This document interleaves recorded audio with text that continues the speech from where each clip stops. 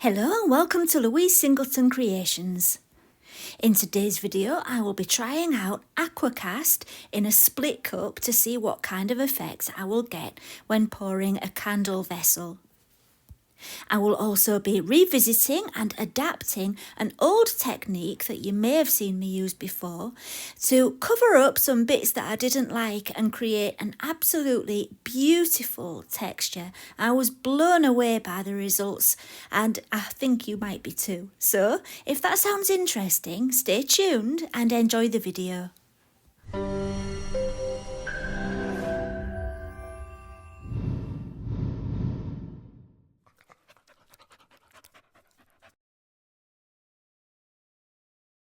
First of all, I weighed my water and my Aqua Cast powder. The Aqua Cast powder is from Elichem Resins, and on their website they have a calculator to help you work out exactly how much you need of the water and the powder. If you're going to use their calculator, all you need to do is put your mould on your weighing scales, fill it with water and see how many grams of water your mould will hold, and then you've got your volume in grams.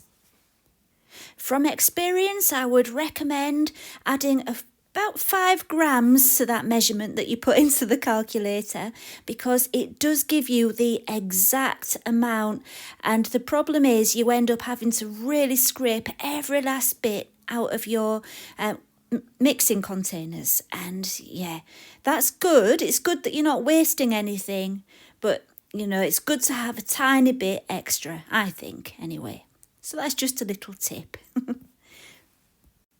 Once you've finished weighing, it's time to give it a really good stir. Aqua Cast is really easy to combine the water and the Aqua Cast to a nice smooth paste, but it is even easier if you're using a smaller vessel for mixing in. And I wanted to separate mine into 3 portions so I could have 3 colours in my split cup.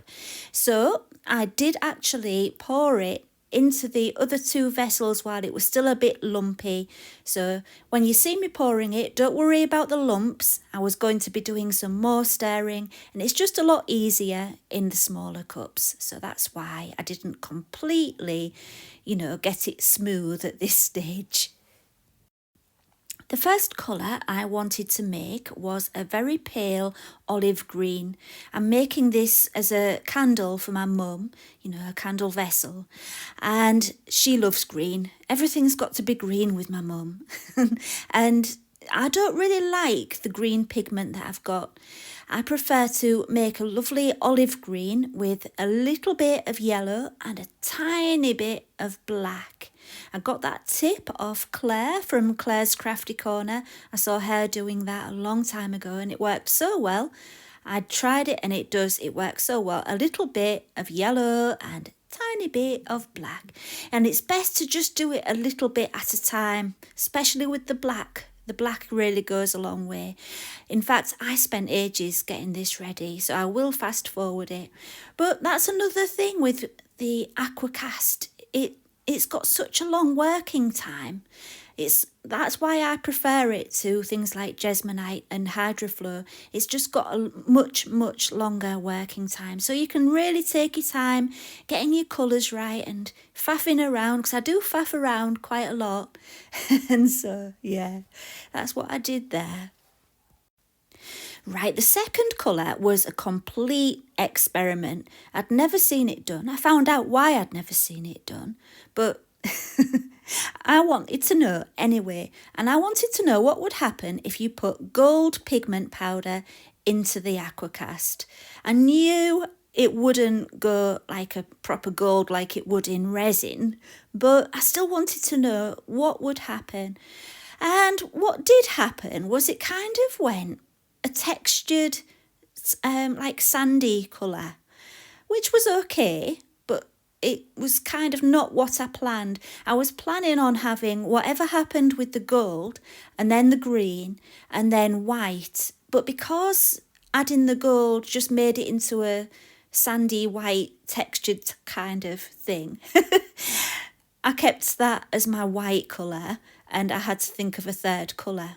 But what I did do, because when you lay the powder on the top, it kind of floats around. I thought, after I'd finished mixing, I thought, hang on, why don't I put some of the powder loose on the top and just mix it a tiny bit and see what happens when it pours in, and it might do something, if I don't mix it in. So, yeah, I know I seem to be waffling a bit, but I'm just trying to explain myself. You see, nothing's ever straightforward with me because, I'm always just making it up as I go along to see what happens.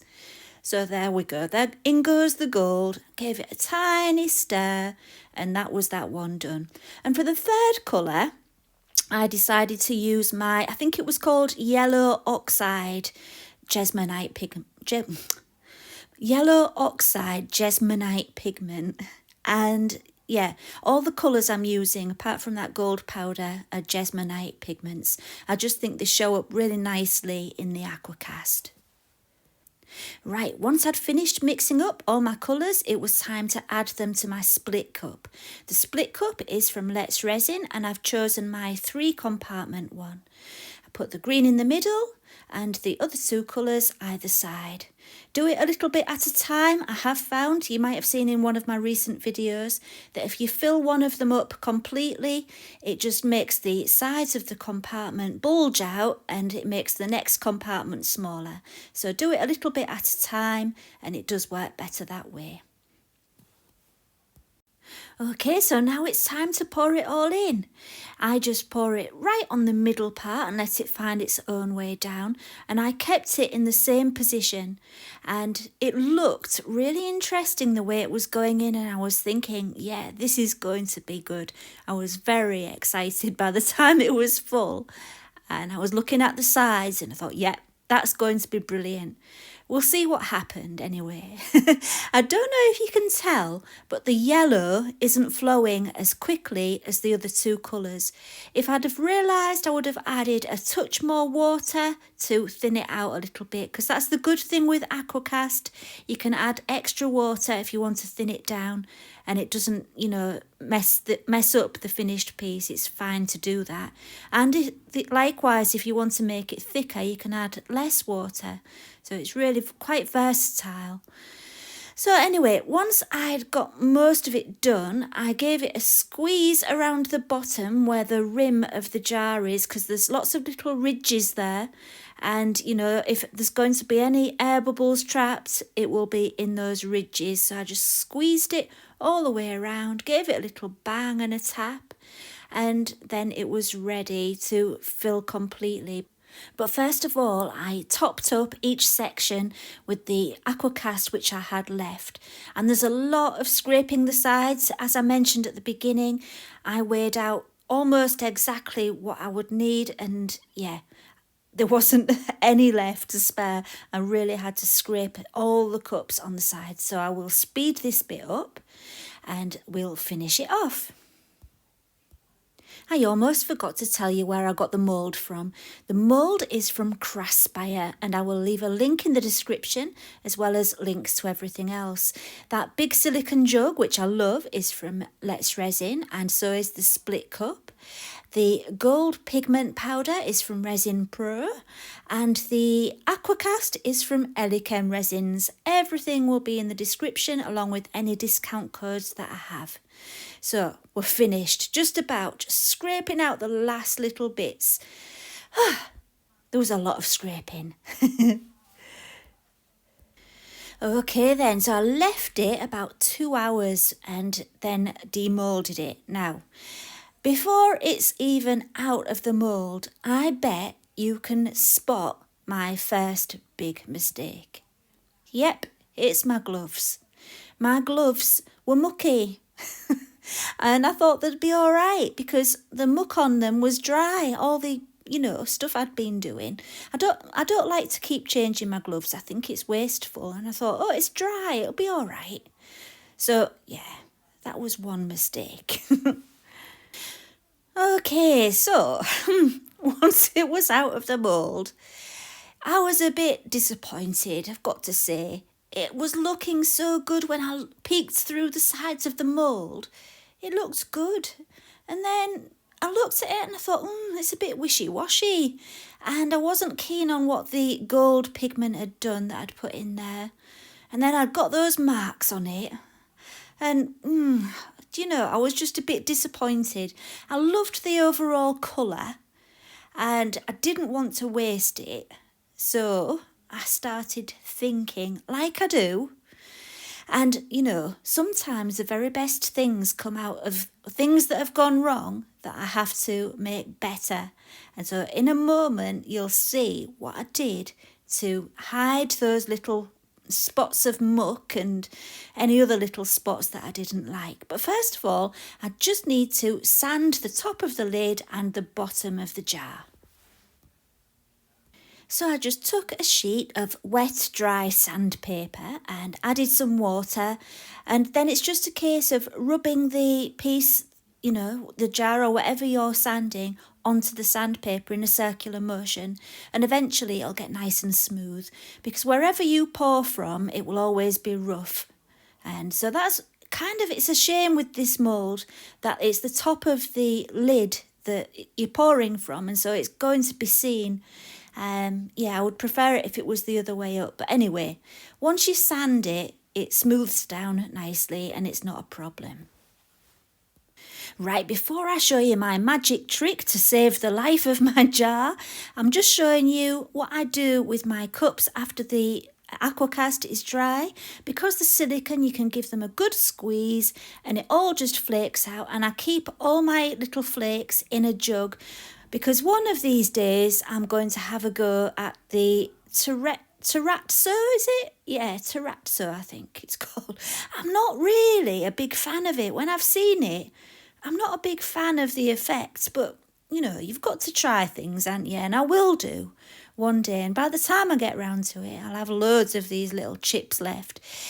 So yeah, you're not wasting anything if you save it like this. And once you've squeezed it all out and poured it out, you can wash it in the sink, but there'll still be a few little bits. So make sure you have your drainer thing in the, in your plug hole in your sink, so you don't block your drains. And yeah, then they wash up really nicely, the silicone jugs, and I love them to bits. Okay, let me show you what I'm using for my super duper life-saving trick. It's Liquitex Matte Gel Medium. I'm also using some gold pigment powder from Resin Pro and a shaker bottle which I've put the pigment powder into. And I'm using a mould, a silicone mould. It doesn't have to be that mould. You can use the bottom of any silicone mould because it's nice and firm, but it's got a little bit of bend to it and it clings as well. And you'll see why you need it to cling so well in a minute. So I've put some of the gel medium directly onto the lid and I'm just spreading it there is a bit of method into it. It's not completely randomly. I'm trying to cover up the bits that I don't like and the bits where there's some little air bubble holes in there, little craters. So it's really good for disguising any bits that you don't like, and I've done kind of a crescent moon shape. Anyway, once it's spread on nice and thickly, you can see how thick it is, you just press your silicone onto it and with your fingers just press down all over to make sure it's all completely pressed down. And then once you're happy with it, you remove the silicone at an angle. I like to go from the bottom, from the outside of the design inwards, if that makes sense. And you'll see what happens. Here we go. You can see it already, can't you? Isn't that great? I love it. You might have seen me do it in a video before, but I've never done it on Aqua Cast. I've always done it with resin. But look how defined that is. It's so much better than what you get with acrylic paint. So while that was wet, I sprinkled my gold powder over it. Now, I was a bit naughty here. What I should have done was folded a piece of paper in half and had it underneath so I could save my leftover powder. But I think I was just so excited. The sensibility just went out the window. If I ever had any sensibility. But yeah, I shook it off onto my mat so it was wasted, which was very naughty. But look, isn't that great? What do you think? I think it's amazing. So look at the terrible side of this jar that I don't know how I managed to get it so messed up. So I've got a lot to cover on this side of the jar, and it's just exactly the same process again, but I think it's so enjoyable to watch. I'm filming it anyway and letting you watch, the same process again. We all love a little bit of magic, don't we? I'm so glad I purchased that gel medium. The only reason I got it was because I want to try doing some image transfer onto Aqua Cast. I haven't done that yet, but it was sat there on my shelf and I thought, I wonder if I can use that instead of the acrylic paint. And I'm so glad I did. It's so much better. Yeah, so here's another lovely side. Wasteful again, I'm sorry. But look at that. So obviously, that's got to dry, and I did put it on top of my radiator to dry it out a little bit quicker. It takes about 3 or 4 hours to completely dry, and I needed it to be dry before I could do the other 2 sides. But I did 2 sides, and yeah. And the other thing you can do is scrape off what's left on your silicone and put it back onto the jar for your next side. So I've redeemed myself a little bit. I was wasteful with the powder, but at least I was a bit more resourceful with the gel medium on this side. I should have gone up a bit further. I've just noticed a pink spot. How on earth did I get a pink spot? I didn't even use pink. Oh dear. Anyway, once it was dry, I repeated the same process on the other 2 sides, and I left it until the next day because it was quite late by the time I did the other 2 sides, and the next day it was ready to seal. Okay, it was the next day and I was really happy with the result. It had dried nice and hard, and yeah, that's one thing I was concerned about, how durable it would be, but it feels really hard when you touch it. It doesn't feel like it's going to chip off, and the gold powder actually feels like it's really stuck on well as well. So that was good, but I am going to seal over the top. And here you can see me just using a soft brush to get rid of any excess powder.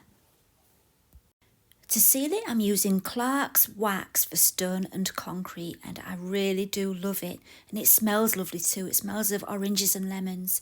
And I'm using a big soft brush for the areas where there's the gold.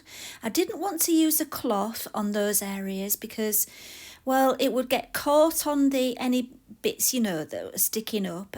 So I didn't want it getting caught and getting fibres stuck to it.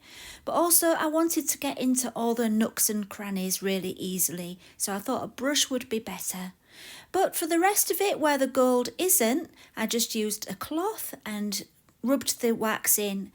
And it's really amazing how it just brings the colours back to life. They really start to pop and you can see a lot more contrast in your pattern. So yeah, adding the wax at the end, it makes a massive difference, and you'll see that in a moment. You can probably see already actually that the green has got darker and it's got a kind of a soft sheen, which I do love a lot. So yeah, that's what I was talking about, the colours popping. And I'll show you it on the lid, which you can really see the contrast even better. So my lighting isn't great and I'm having a little bit of an autofocus problem there, but you'll see in just a second, if you just hang on, look, do you see where it is and where it isn't, how there's that massive difference? That really shows exactly how well that works. So yeah, that's what I did all over the lid and all over the jar, and enough on that, let's look at the finished piece. So once it was finished, I added a wick and some beeswax and a label so that my mum, when I give her it, knows what the scent is that I added to the wax. And yeah, it's finished. What do you think? Let's have a look. From this angle, you can see the sides a lot more clearly. And you know what? When I first demolded this and I wasn't really impressed with it, I think I was focusing on the bits that had gone wrong. And I didn't really pay much attention to the bits that hadn't gone wrong. And now that I look at it, I really do love the effects that I got with the split cup pour. So I will definitely do another split cup pour because it was so enjoyable, and I know for sure I'm going to be getting this pattern with that Liquitex acrylic medium again because wow, isn't it amazing? I just love it. You just want to stroke your fingers along it. Yeah, everything turned out happily ever after in the end. And I'm so glad that I persisted and just covered up the bits I didn't like. And it didn't end up going in the bin. It ended up being loved. I really do love it. So if you would like to try any of the products I've used in today's video, they will all be listed in the video description. And if you haven't already subscribed and you enjoyed the video, please do subscribe. It will help me a lot. And give it a thumbs up. That will make it get recommended to other people, which is also a massive help. So that's it for today. I will see you again next time. Bye for now.